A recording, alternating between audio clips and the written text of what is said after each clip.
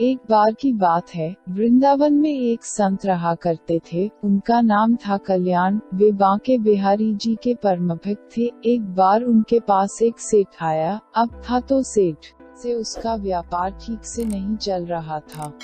उसको व्यापार में बहुत नुकसान हो रहा था। सेठ उन संत के पास गया और उनको अपनी सारी व्यथा बताई और कहा, महाराज, मेरे व्यापार में कुछ दिनों से काफी नुकसान हो रहा है, आप कोई उपाय करिए। संत ने कहा, सेठ जी, अगर मैं ऐसा कोई उपाय जानता तो आपको अवश्य बता देता, लेकिन मैं ऐसी कोई विद्या नहीं जानता जिससे मैं आपके व्यापार को ठीक कर सकूं। ये मेरे बस में नहीं है।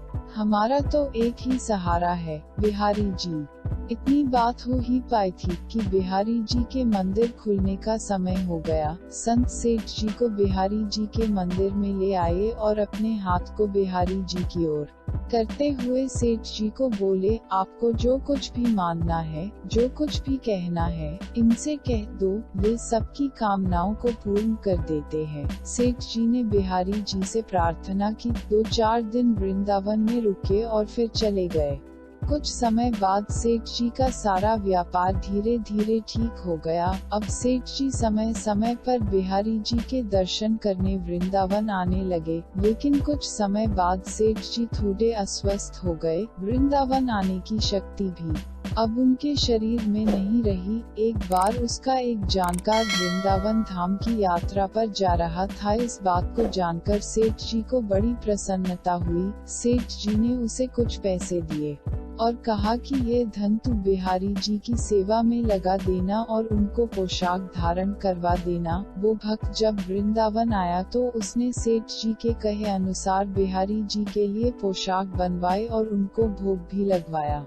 लेकिन इन सब व्यवस्था में धन थोड़ा ज्यादा खर्च हो गया। लेकिन उस भक्त ने सोचा, चलो कोई बात नहीं, थोड़ी सेवा बिहारी जी की हमसे भी बन गई। अब इधर मंदिर बंद हुआ तो बिहारी जी रात को सेठ जी के स्वप्न में आए। सेठ जी को स्वप्न में ही बिहारी जी ने कहा, तुमने जो मेरे लिए सेवा भेजी थी वो मैंने स्वीकार की, लेकिन उस सेवा में कुछ रुपये ज्यादा लगे हैं, तुम उस भक्त को ये रुपये लौटा देना। ऐसा कहकर बिहारी जी अंतर्ध्यान हो गए। सेठ जी की जब सुबह आँख खुली तो वे बिहारी जी की लीला देखकर आश्चर्यचकित रह गए।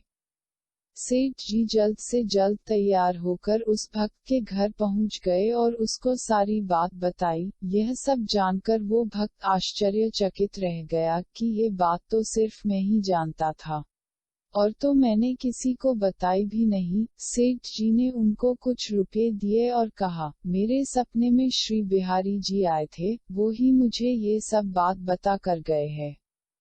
ये लीला देखकर वो भक्त खुशी से मुस्कुराने लगा और बोला, जय हो बिहारी जी की। इस कलयुग में भी हमारे बिहारी जी किसी का कर्ज किसी के ऊपर नहीं रहने देते।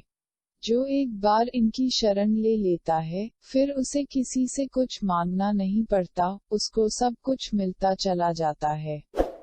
तो चलिए दोस्तों, इस वीडियो में इतना ही। मिलते हैं अगली वीडियो में। नमस्कार।